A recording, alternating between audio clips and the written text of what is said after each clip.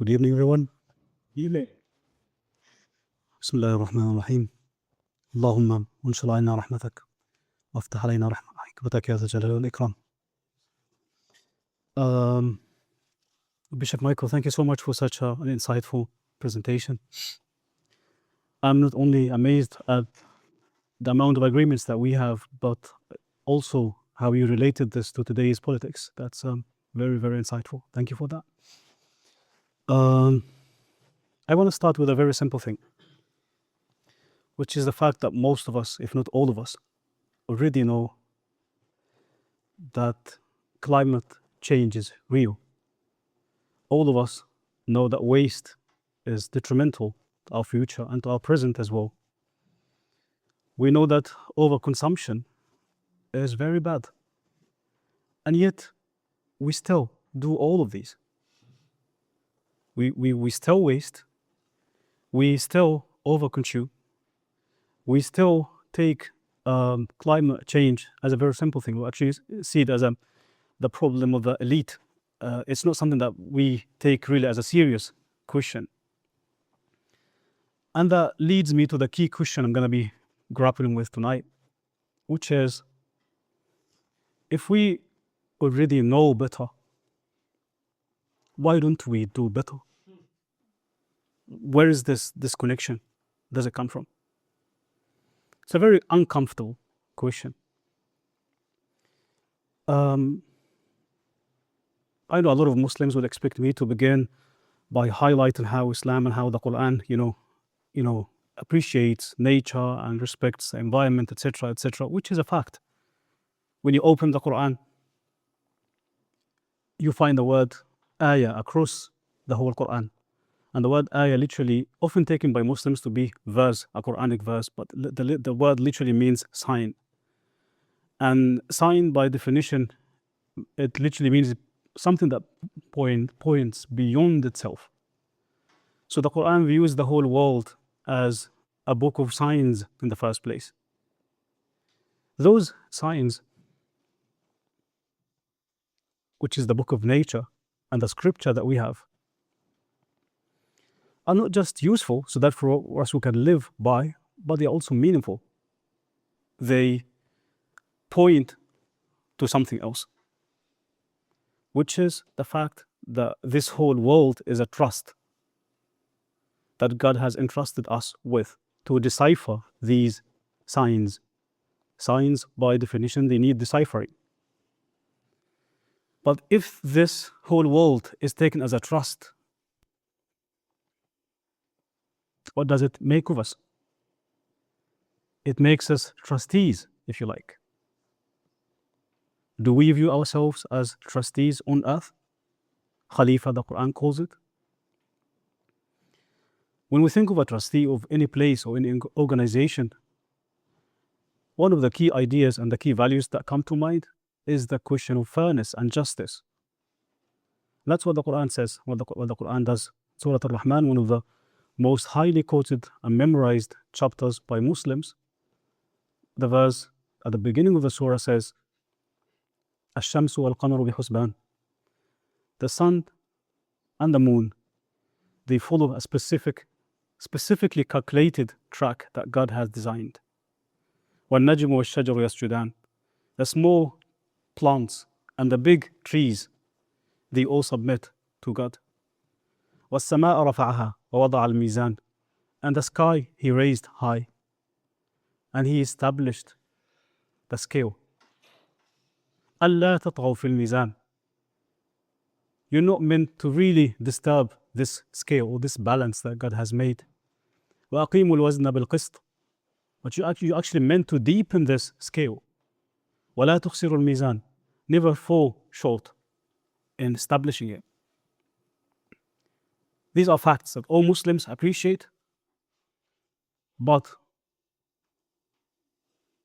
in Muslim majority countries, these big thoughts are far from being practiced. Where is this disconnection? How does it come by? It's a disease. It's literally a disease. Muslims love the Quran. They appreciate it. It forms their lives. But yet, something as serious as these references Muslims don't really take seriously. 70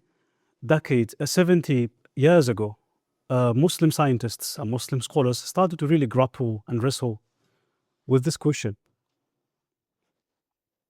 What's the cause? How do we diagnose this problem? The question of the environment. One of the most common diagnoses was what I could call the spiritual diagnosis. So they have 4 diagnoses basically. The first diagnosis is more of a spiritual diagnosis. This diagnosis believes that the problem at essence is one of spirituality. And it is deeply linked to the modern world, as in modernity itself is the problem with the Industrial Revolution. In the sense that modernity has somehow stripped off nature of its spiritual dimensions. It somehow moved the world of science into a world of science. A world of science where everything is experimented without looking at the spiritual dimensions of it. And when you take away the spiritual dimension of this world, and you only deal with it as a material world, what happens is exploitation becomes a very simple and a very standard thing. That's the first diagnosis that Muslims offered when they were grappling with this question, the question of environment, the spiritual diagnosis. As we advanced in our study of nature and our study of this crisis that we have, another diagnosis came in, which is the ethical diagnosis. This second framework or second diagnosis believed that the problem is not really spirituality, it's actually ethics. We have an ethical problem at essence. What is it? It's that we have a sense of greed as humans, but not as humans in general. It's actually as modern humans. So while the first diagnosis believed the problem was with modernity, the second believed that the problem is with modern people, not modernity. Modern people have a sense of greed, a sense of access themselves, and they lack any sense of restraint. Religion had lost its own sway on it. As a result of this, again, exploitation becomes the norm. But another diagnosis, the third diagnosis came in, which is believe that the problem is not really spirituality in the first place, no ethics, but rather institutional. As in, that third paradigm believed that the key drivers, the real drivers of the modern world, it's not ethics, it's not spirituality, but rather institutions. It's corporations, it's governments. If only they come up with policies, procedures that really legalize all these ethics that we speak of, things will be fine. Is that really the case? Not really, because you can't. Yes, it does help, but you can't force people. People have this. There is another channel that is messed here. But that's a third diagnosis. It's institutional. The fourth and the last diagnosis actually believe that the problem is essentially economical, in the sense that it's capitalism to be blamed for everything, because it just deepens the gap between the poor and the rich, and it rewards extraction, it rewards consumption and consumerism. So here we have 4 different diagnoses for one disease. What is the disease? It's the exploitation, the environment that we're losing literally. We have a spiritual diagnosis, an ethical diagnosis, an institutional diagnosis, and finally, a diagnosis that takes economics as the key motivator. What we see with these 4 paradigms is literally, of course, there is truth to each of these paradigms, but they don't. They all seem to have missed a very important gap, which is what I call the psychological gap.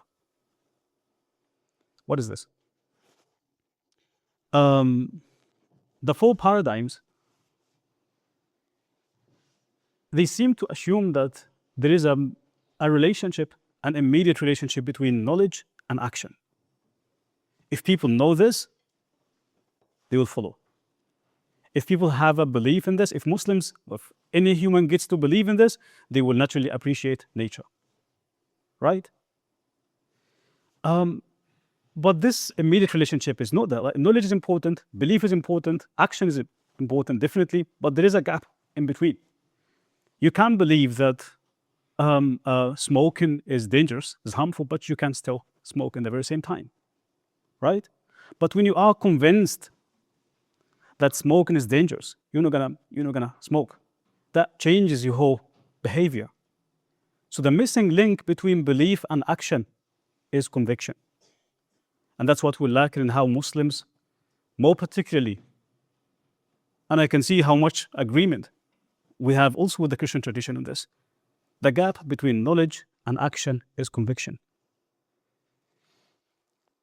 And guess what? This is so central to the Quran. When the Quran speaks of diseases, social diseases, individual diseases, it actually takes psychology very, very seriously. One of the most important narratives in the Quran is the narrative of Iblis, that is Satan. That is literally the paradigm of sin in Islam. His primary sin is not really one of knowledge. He knows God, he speaks with God, he is in the vicinity of God. Why would he disobey? In numerous places in the Quran says, but Iblis did not submit to God by way of rejecting to submit to Adam. When he is asked, ما منعك أن تسجد? What stopped you from submitting or prostrating to Adam? He says, something inside me. I know who you are. For me, just knowing who you are is more than enough for me to submit. But he says, أنا خير منه. Deep inside me, I feel that I am better. That is stopping me. What is this? Is this a disease of knowledge? This is literally pride. Pride Islamically takes, like, the paragon of sinning in Islam is pride, literally. Again, in numerous places, the Quran emphasizes this, that there is that knowledge does not naturally turn into action. It has to pass through that channel of conviction. We see this with the paradigm of sin. That means it's a serious thing, literally. And the Quran commemorates this when it says, إِنَّ اللَّهَ لَا يُغَيِّرُ مَا بِقَوْمٍ حَتَّى يُغَيِّرُوا مَا بِأَنفُسِهِمْ. Allah does not change the condition of a people until and unless they change what is within themselves. And what is within ourselves is not just ideas, it's not just knowledge. It's actually a lot more than that. It's greed, it's desires, it's convenience. And these are very powerful things. It's habits, it's social norms. And in numerous stories in the Quran really highlights this. Think of, Muslims know the story of the chapter of Surah Al-Kahf. We recite this every single week. Surah Al-Kahf mentions one of the stories at the man of the two gardens. Knowledge-wise, he's convinced, he knows that there is a hereafter, but his life here has a sense of convenience. Everything is working fine for me. Why should I really be bothered about the hereafter? He rejects the hereafter because of the sense of convenience that he has. Right? What I'm trying to highlight here is knowledge alone does not lead to action. It has to pass through that channel of conviction. And that's really where the work that we need to work on lies.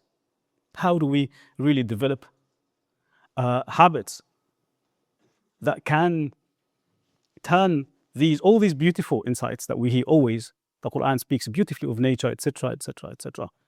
Why does that not turn into action? Right?